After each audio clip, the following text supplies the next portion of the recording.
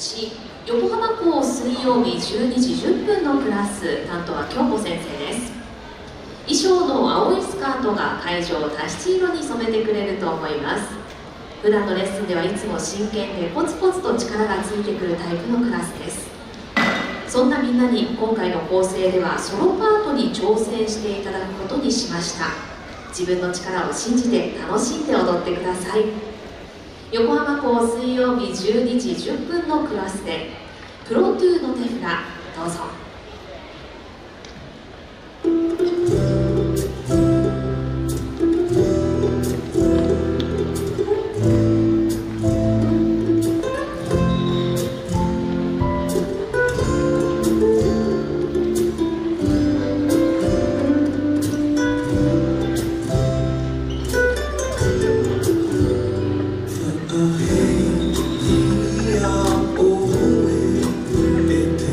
Oh